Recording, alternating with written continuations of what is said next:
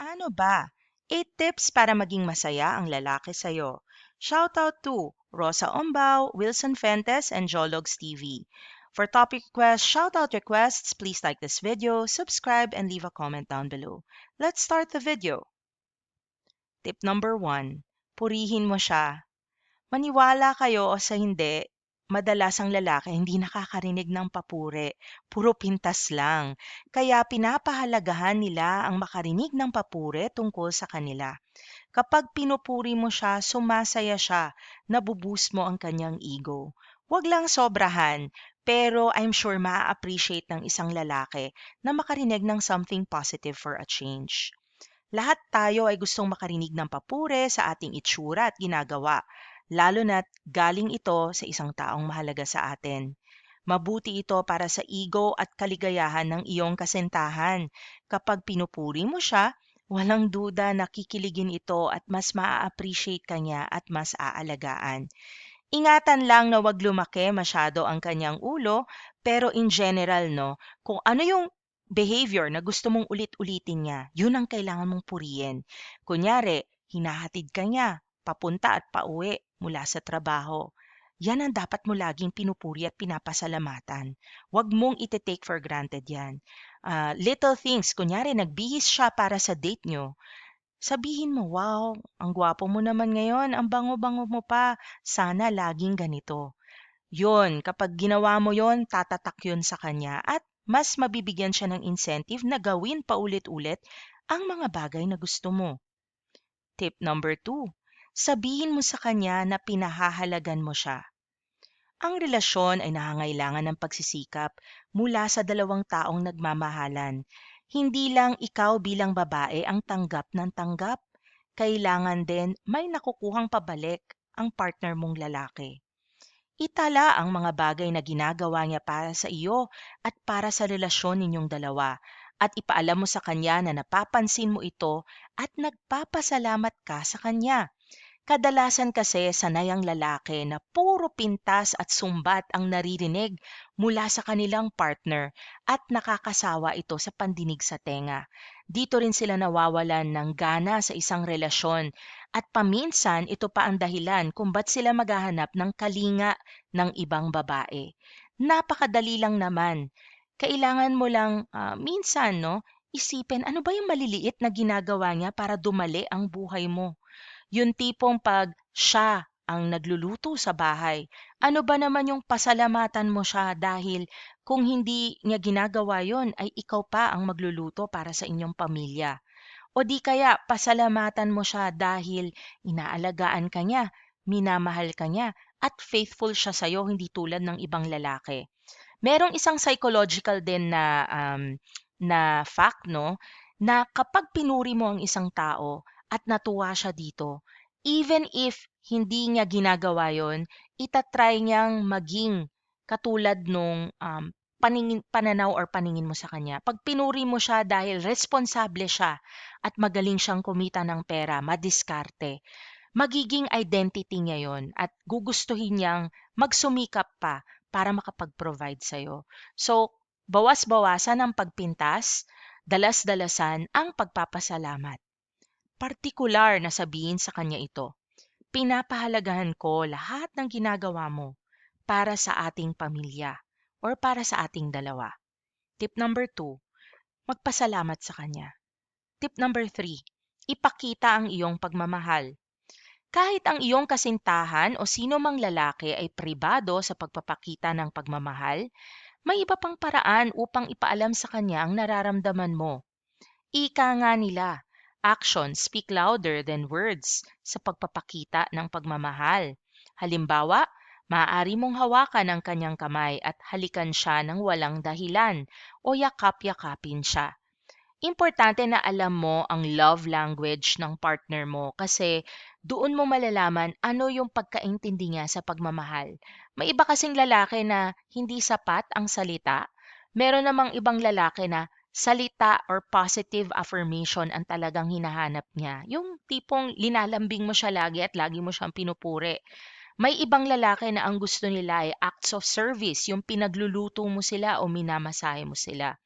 Meron namang iba na time ang kanilang language of love, yung quality time na kayong dalawa lang, walang tele-telepono, walang tingin-tingin or walang ibang distraction sa ibang bagay.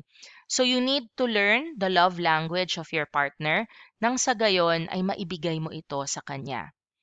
Tip number 4, ibigay ang iyong buong atensyon, lalong-lalo na kapag kayong dalawa lang ang magkasama. Ang simpleng pagbibigay ng oras habang kayo ay magkasama ay importante para sa inyong relasyon.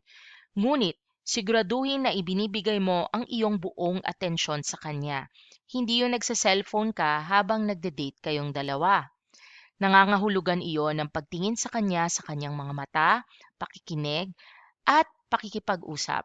Importante pakinggan mo yung mga storya niya tungkol sa nangyayari sa kanya sa trabaho.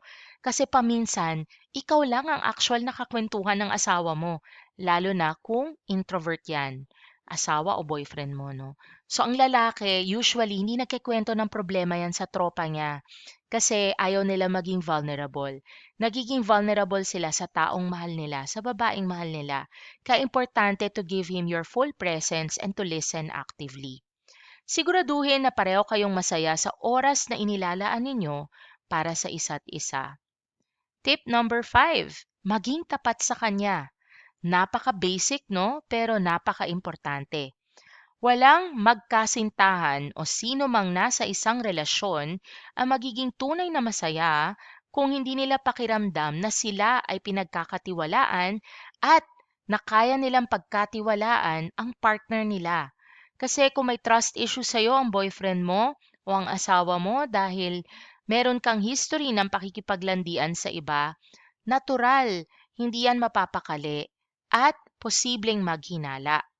Ang pagiging tapat ay isa sa mga pinakamahusay na paraan upang makita ang pagtitiwala rin or maipakita rin ang pagkatiwala nyo sa inyong partner.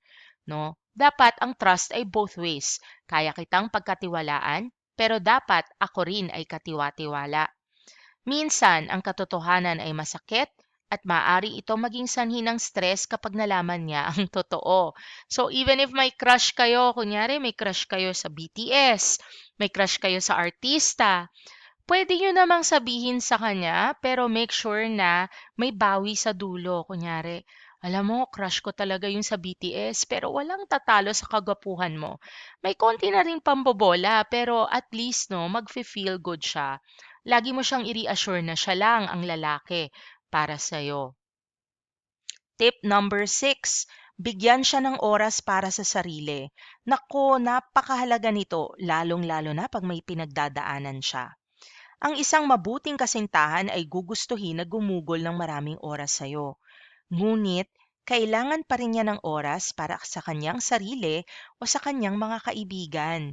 Huwag kang sobrang clingy, yung tipong lalabas siya kasama ng kabarkada niya tapos gugustuhin mo pang sumama o tawag ka ng tawag.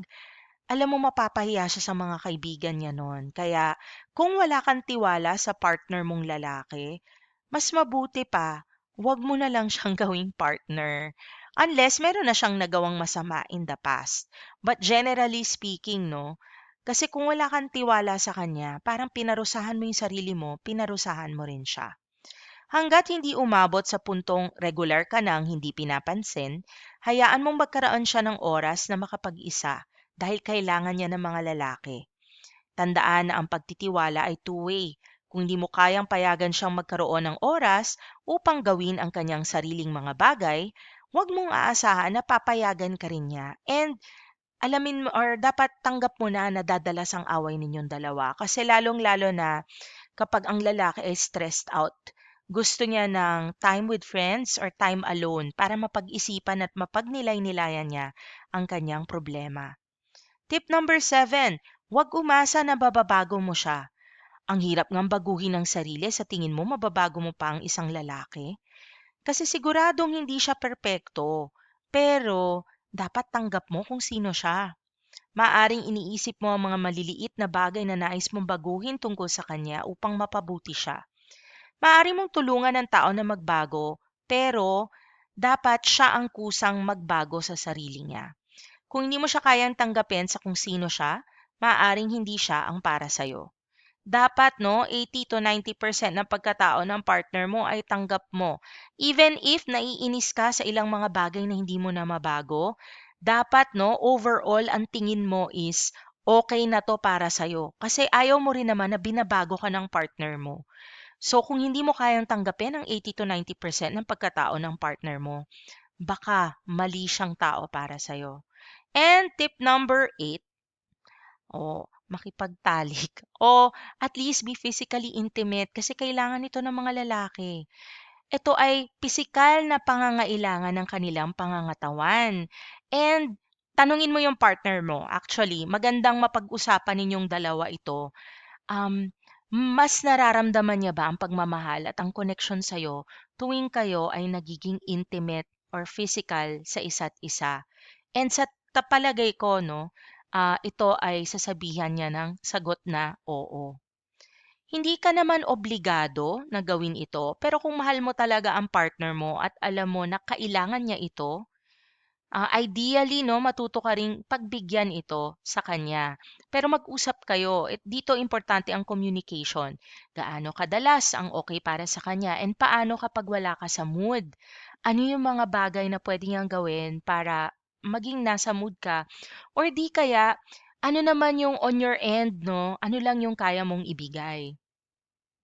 Gaano man katagal na kayong magkasama, ano man ang nagawa o hindi ninyo nagawa, may karapatan kang humindi bilang isang babae. Kung hindi niya matanggap iyon, pwede kang maghanap ng bagong kasintahan. Pero no, kailangan din nating tanggapin na isa ito sa mga pangangailangan ng lalaki. At importante rito ang bukas na pakikipag-usap para malaman nyo saan kayo pwede mag-meet in the middle. Yung masaya siya at masaya ka din. So posible 'no, na pagbibigyan mo siya but at the end of the day 'no, ang mahalaga sa'yo ay cuddling, yung lambing, dapat nakukuha mo rin 'yun sa kanya. Sana ay nakatulong itong 8 tips na ito. Puwede niyo rin tanungin ito sa partner ninyo and, hope to see you in future videos of the Paano Ba Tagalog How To channel. Kung meron kayong topic request o shoutout request, please like this video, subscribe, and leave a comment down below. Thank you for watching and see you in future videos.